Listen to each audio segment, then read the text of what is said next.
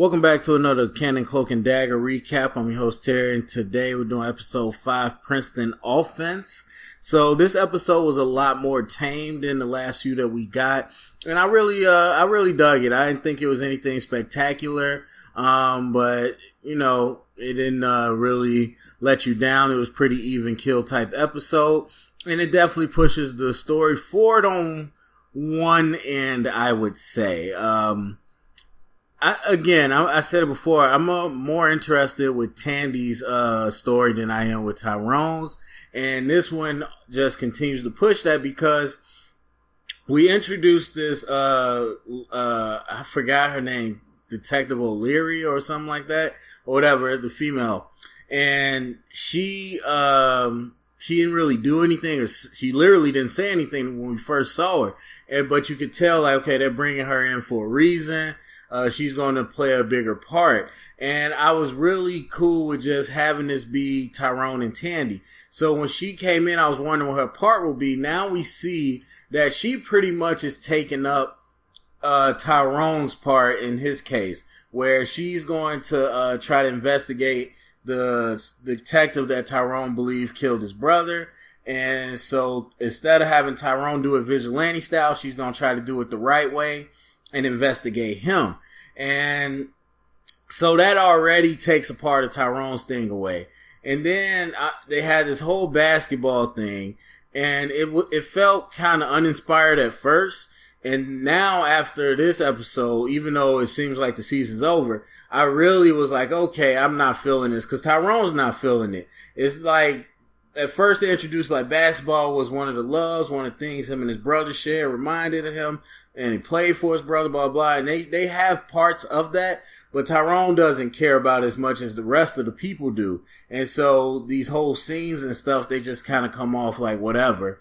And the whole state championship. And that was the weird thing, because like here you have Tandy on one hand going through like some type, not escort service, but pretty much some high-end party guest type service that plays much like escort. Some dark stuff where they're telling her like, look, you don't have to do something, but if they try something, you can't sue us. Like some nasty stuff.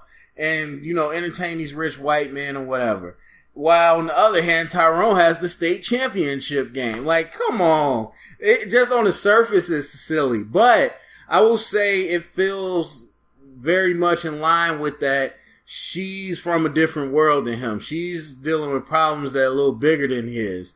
And I don't know if they mean that on purpose to play into that, but that's how I kind of took it. It still seems silly, but it just makes me like Tandy's story even more. So I didn't like the whole twist with like his brother's old friend is working with the cop. Like I thought it was a good enough beat by itself to be like, oh, he teleported to his old friend and kind of saw that they were doing well and, kind of doing their own legit business, and they missed the brother and they all rooting for Tyrone. That was cool by itself. And now we'll see what the bigger plot does with this, but I just wish they kind of left that part alone and left his friends out of it. So wasn't real impressed with that. And then the cop, I mean, she seems cool, but the whole, they try to be Netflix on Freeform.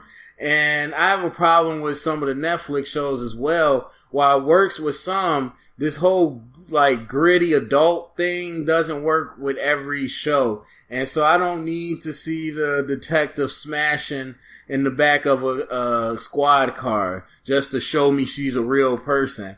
And now she has a drug problem. Like that was so televised that she had her own issues. So she's up here snorting cocaine, but I like how it plays into that is the thing that kind of gets her in with the detective she's trying to investigate. So that was okay, but it was like, oh, I'm a golden heart cop, but I got my bad vices too, and like I didn't need all that. I'm not really interested in having her. I wish it was Tyrone kind of doing the work, but it is what it is. So yeah. I think we went a lot more forward with the Rox Corp or Roxxon Corp, however you say it. And I mean, as much as I'm more interested in her story, I think the thing with Tandy's a little goofy. I mean, all these papers and like she was trying to figure out who the dude is, Peter. I forgot what his name was. But he ends up being the CEO. I just thought that was the dumbest thing. It was like, he ends up being the CEO. And I'm like, okay, you went on the website and found all this and you couldn't find out who the CEO of the company was. Even if he was no longer the CEO, you would be able to find out he used to be the CEO. I'm like, that's a little stupid, but okay, whatever. And then she just rolls up to his house, getting ready to kill him, doesn't even know really what he did and what, they don't know, or she doesn't know why her father got killed. She don't know what, the plot was. She's just going to kill the CEO because he was in charge. So that was a little far-fetched to me. But I did like the whole party thing and like her going undercover and doing that. And then I really hope they don't do this thing where her overusing her powers or using her powers makes Tyrone's power act up. I think Tyrone just was emotional and that's what caused him to show up at the party. Hopefully they do that and Tyrone's just blaming her, which it sounds like it is. Because I don't want them to start interlinking it that much where it's like, oh, using your power so much, mines are going crazy. I don't need that. And it was cool, I guess. It's just weird. Like, I like her using her power to see people's hope to kind of figure stuff out. But the stuff they show doesn't really tell you much. And coincidentally, all these people have the CEO in their hopes. Like, okay, I guess. I mean, the CEO is the top. Not everybody works with the CEO. You know what I mean? They got other bosses. So why is everybody fantasizing about him? Okay, whatever, fine. So really you didn't find anything. You just kept seeing the face of the CEO that you could have figured out was the CEO to begin with. But whatever. I'm just hoping they kind of get better with it because seeing their hopes is one thing. You're not always going to learn everything you need to know or, clues. So hopefully they get to a point where Tyrone and Tandy work together because I feel like if you're investigating, seeing people's fears would give you a lot more intel than their hopes. But, I think it's smart ways you could write it.